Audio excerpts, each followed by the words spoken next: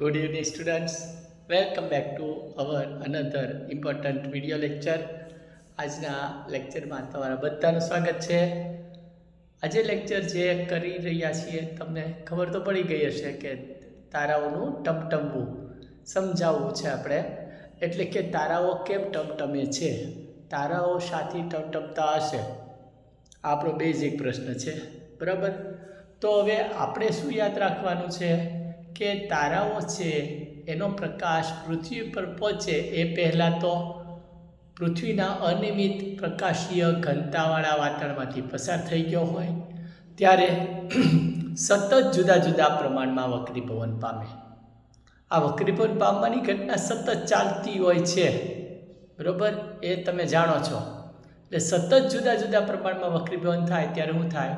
તારાઓનું એક સ્થાન ઊભું થાય. આપણે શું કહીશું? આભાસી સ્થાન. આભાસી એટલે આભાસ કરાવે. તમે આકૃતિમાં તો જોતા જ હશો બાજુમાં કે વક્રીભવન તો થાય જ છે તારાઓનું, પણ તારાઓનું એક આભાસી સ્થાન ઉત્પન્ન થાય છે. તે મૂળ સ્થાન કરતાં થોડુંક આગળ પાછળ હોઈ શકે, થોડુંક ઉપર નીચે હોઈ શકે.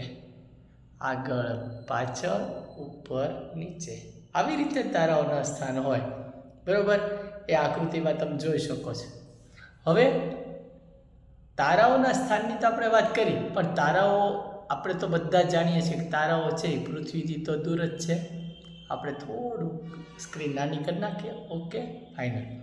તો તારાઓ છે એ પૃથ્વીથી ઘણા બધા દૂર છે. એટલે એમ માનો ને કે બિંદુવત છે. આપણને તો એ બિંદુવત જ દેખાશે. આપણીથી દૂર છે એટલે આપણે તો ટપકા સમાન છે. ટપકા સમાન હોતા નથી, પણ આપણને તો દૂર હોવાથી ટપકા સમાન દેખાય છે. તારાઓમાંથી આવતા પ્રકાશના કિરણોનો માર્ગ અનિયમિત છે. એ અનિયમિત વાતાવરણમાંથી પાછો પસાર થાય. માર્ગે નિયમિત તો છે નહીં, અને ફરી વાતાવરણમાં તો પસાર થાય ત્યારે અનિયમિત વાતાવરણમાંથી પસાર થાય. એટલે એવી રીતે પસાર થતાં તે જુદા જુદા પ્રમાણમાં વક્રીભવન પામશે.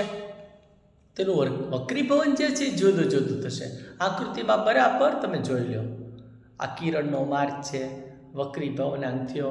તારાઓ ક્યાં દેખાય છે? અહીંયા વાસ્તવિક છે. અહીંયા તારાઓનું વાસ્તવિક સ્થાન છે ક્યાં? અહીંયા દેખાય છે. આભાસી ટપકાવાળી લાઈન છે ને, તો એમાં તમને આભાસી સ્થાન દેખાતું તો હશે જ.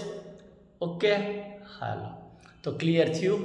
તો અહીંયા આપણે જોઈએ કે તારાઓ પૃથ્વીથી ઘણા બધા દૂર છે એટલે આપણને બિંદુવત દેખાય. બિંદુવત તો દેખાય છે એટલે અનિયમિત વાતાવરણમાંથી પસાર થાય.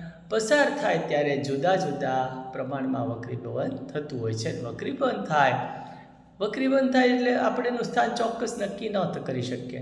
તારાઓના સ્થાન બદલાતા દેખાય છે. તેથી કોઈ વાર તારો પ્રકાશિત દેખાય તો પ્રકાશિત દેખાય ને ક્યારેક તો આપણને એમ દેખાવ ઝાંખો છે, લગભગ પ્રકાશ જ નહીં દેખાય જાજો. બરાબર, તો ક્યારેક પ્રકાશિત તારો દેખાશે, ક્યારેક ઝાંખો તારો દેખાશે. એટલે તારાઓ ટમટમતા હોય છે, ટમટમતા દેખાય છે, એ આપણે જાણી શક્યા. તો આજના આપણા લેક્ચરની અંદર આપણે શું વાત કરી? એ વાત મુખ્ય તો એ હતી કે તારાઓ ટમટમે છે, તારાઓનું ટમટમવું અને એના ટમટમવા પાછળનું કારણ આપણે જોયા. ફરી આવા લેક્ચર સાથે આપણે મળવાના છીએ, નવા લેક્ચર સાથે, નવા વિચારો સાથે. ત્યાં સુધી ખૂબ મહેનત કરો. ચલો, ફરી મળીએ છીએ. આવજો.